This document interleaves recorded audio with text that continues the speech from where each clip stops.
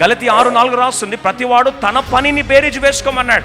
See your comparison is with your work, not with anybody else. దేవుడు నీకు ఎంత ఇచ్చినా 2025 ఎంత ఇచ్చినా సరే ఈరోజు నీకు సంతోషం ఎందుకు లేదు తెలుసా? ఇచ్చిన తర్వాత నువ్వు ఏం చేసావు? పోల్చుకున్నావు. వాళ్ళకి అది ఉంది కాబట్టి నాకు దేవుడు ఇది ఇవ్వలేదు. కంపారిజన్లో పడిపోయి చివరికి ఏం చేసావు? ఈరోజు దేవుని మీద నిరాశ. దావీదు ఎప్పుడు సౌలుతో కంపారిజన్ చేసుకోలేదు, కానీ సౌలు ఎప్పుడు దావీదుతో కంపేర్ చేస్తున్నాడు. చాలాసార్లు విషాదకర సంఘటన ఏంటంటే, దేవుడు ప్రతి వ్యక్తిని ప్రత్యేకంగా నిర్మించాడు అనే సత్యాన్ని మనం చాలాసార్లు మర్చిపోతాం. గలతీ 6:4 రాస్తుంది, ప్రతివాడు తన పనిని బేరీజు వేసుకోమన్నాడు. See your comparison is with your work, not with anybody else. ఈరోజు చాలామంది మనం ఏం చేస్తామంటే, ఇతరులతో ఏం చేస్తామండి? కంపారిజన్ చేస్తుంటాం. వారితో పోల్చుకొని విషాదకర సంఘటన ఏంటంటే, దేవుడు నీకు ఎంత ఇచ్చినా 2025 ఎంత ఇచ్చినా సరే ఈరోజు నీకు సంతోషం ఎందుకు లేదు తెలుసా? ఇచ్చిన తర్వాత నువ్వు ఏం చేసావు? పోల్చుకున్నావు. వాళ్ళకి అది ఉంది కాబట్టి నాకు దేవుడు ఇది ఇవ్వలేదు. కంపారిజన్లో పడిపోయి చివరికి ఏం చేసావు? ఈరోజు దేవుని మీద నిరాశ, నిస్పృహలు. ఈరోజు దేవుని మీద సనిగే పరిస్థితులు ఉన్నావా? ఎవరి షూ సైజు వారిదే. నువ్వు బాగా పరిగెత్తేవాడివే. సౌలు వచ్చి అన్నాడు, నా షూ వేసుకో అన్నాడు. దావీదు ఏమన్నా తెలుసా? నాకు ఇది వాడుక లేదు అన్నాడు. దావీదు ఎప్పుడు సౌలుతో కంపారిజన్ చేసుకోలేదు, కానీ సౌలు ఎప్పుడు దావీదుతో కంపేర్ చేస్తున్నాడు. కంపారిజన్ స్టార్ట్ అయింది, డిప్రెషన్కి వెళ్ళాడు. డిప్రెషన్ స్టార్ట్ అయింది, దయ్యం పట్టుకుంది, అసూయపడ్డం ఆరంభించాడు. చివరికి తాను ఆత్మహత్య చేసుకొని చచ్చిపోయే స్థాయికి దిగజారిపోయాడు. మళ్ళీ చాలామంది కంపారిజన్ ట్రాప్లు ఉన్నామా? దేవుడికి మంచి కారు ఇచ్చాడు, సంతోషంగా ఉండాలి కదా. పోయి పక్కుండోడు కానీ ఎవడన్నా ఇంకొక మంచి కారు కొన్నాడు అనుకో, ఈ కారు మీద నీకు ఏమొస్తుందండి?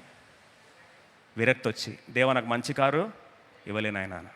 నీకు మంచి చీర కొనుక్కున్నావు అనుకో, 31st ఫస్ట్ కొరకు, పక్కామ నీకంటే మంచి చీర కట్టుకుందని ఎవరైనా వచ్చి, అక్క ఆ చీర చాలా బాగున్నట్టు ఉంది కదా అక్కను, watch night service will be weeping night సర్వీసే. ఏడ్చి ఏంటో నాకు ఆ పక్కన శారీ కరెక్ట్గా ఉండేది, అది తీసుకొని ఉంటే బాగుండేది. అంతే, నా దరిద్రం ఎప్పుడు అంతే. నా దరిద్రం అంతే, నా ఇల్లు దరిద్రం అంతే. ఇంకా స్టార్ట్. వాక్యం ఏమీ ఎక్కదు.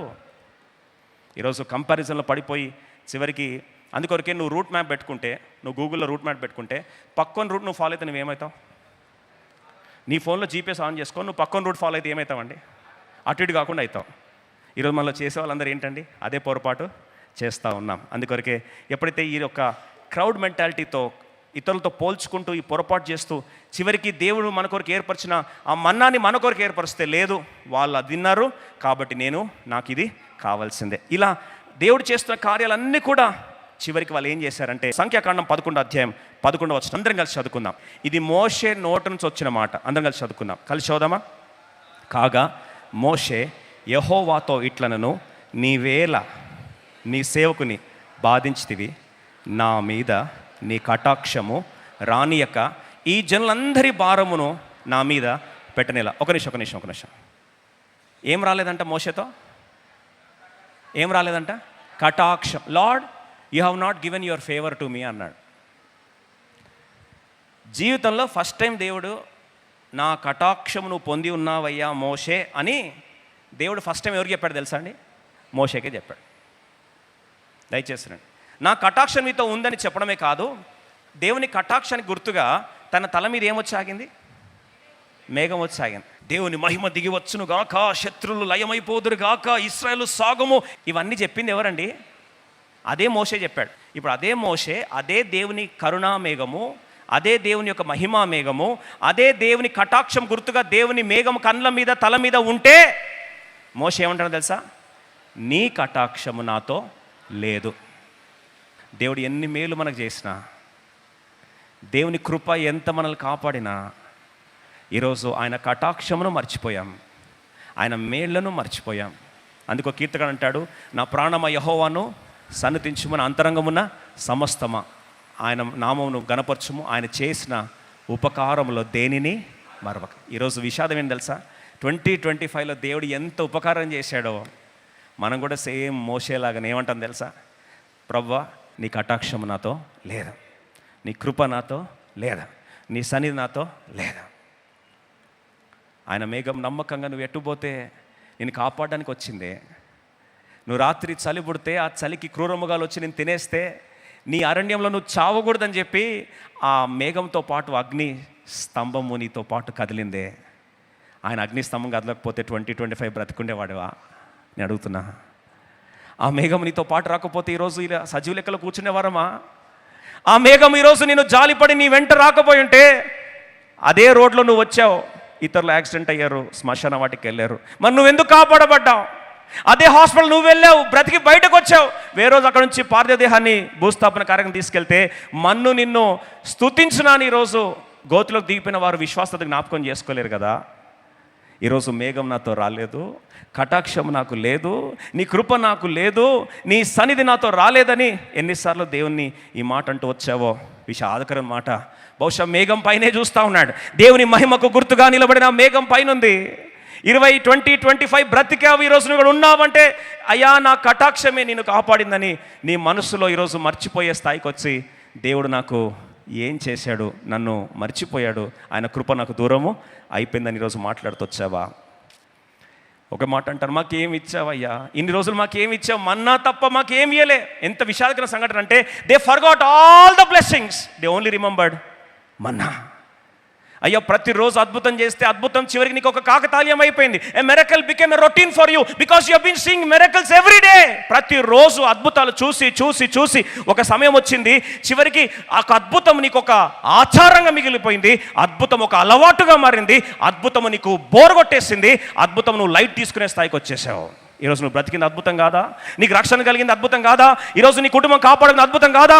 ఈరోజు దేవుడు అందుకొర ద్వితీయోపదేశకాండం 8:18 రాస్తూ అంటాడు, ఈరోజు మీరు సంపాదించుకున్నట్టుకు భాగ్యము దయచేయువాడు ఆయన కాదా మనకు భాగ్యం ఇచ్చింది? నీ శాలరీలో అకౌంట్ పడడానికి అనుమతించింది ఆయన కాదా? ఆ కటాక్షం నీకు ఈరోజు మెతుకునివ్వలేదా? ఆ కటాక్షం ఈరోజు నీకు ఆయువు పోయలేదా?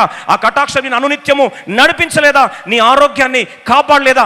అదే మందులను తీసుకున్నావు, అదే మెడిసిన్ తీసుకున్నావు, అదే మెడిసిన్ తీసుకున్నావు, నువ్వు బ్రతికేవో అదే మెడిసిన్ తీసుకున్న వేరేలో రియాక్షన్తో, అలర్జిక్ రియాక్షన్తో చచ్చిపోయి ఉంటే ఈరోజు నీకు ఆ కృప నీకు గుర్తు రావట్లేదా? ఆ మేఘం నీకు గుర్తు రావట్లేదా? చివరికి దేవుడు అంటాడు నిర్గమకాండం 13:3 మీరు బయలుదేరి వెళ్తున్నప్పుడు, అయ్యా ఈ పస్కా పండుగను గుర్తు చేసుకోండి, ఇక్కడ బలి అర్పించబడింది, మీ మీద మీకు బదులు మరణదూత దాటి వెళ్ళినట్లుగా రక్తము చిందించబడింది అయ్యా, ఆ రక్తాన్ని గుర్తు చేసుకోండి, ఆ రక్తాన్ని గుర్తు చేసుకోండి. ఒక రోజు వస్తుంది మీరు మర్చిపోతారేమో, దాస్యపు గృహంలో నుండి ఐగుప్తులో నుండి మీరు బయటకు తీసుకొచ్చిన దేవుణ్ణి మీరు మర్చిపోతారయ్యా. ఎందుకంటే అద్భుతాలు మీకు అలవాటు అయిపోతే, చివరికి దేవుని కృప మీకు కాకతాళీయం అయిపోతే మీరు చివరికి చేసే పొరపాటు నన్ను మర్చిపోతారు కదా.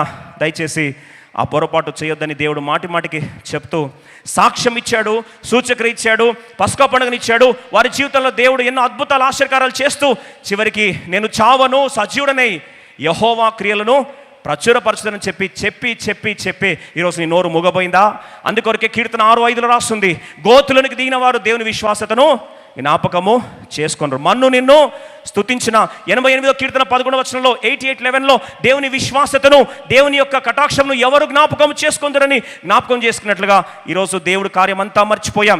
40 సంవత్సరాలు నీ చెప్పులు అరిగిపోలేదనేది ఎట్లా మర్చిపోయావు మోషే? నీ నోటి నుంచి ఈ మాట ఎట్లా వస్తుంది? సరే ఇశ్రాయేల్ ప్రజలు అంటే అమాయకంగా మాట్లాడారు అనుకుందాం. ఈరోజు కటాక్షానికి మారు పేరుగా, మా ఫేవర్కి మారు పేరుగా నీతో నిలబడితే ఈరోజు నువ్వు అంటున్నావు, ఏ చెప్పులు ధరించుకొని ఏ చెప్పులు అరిగిపోలేదో ఆ చెప్పులు ధరించుకొని ఏమంటారో తెలుసా? నీ కటాక్షము నాతో లేదా.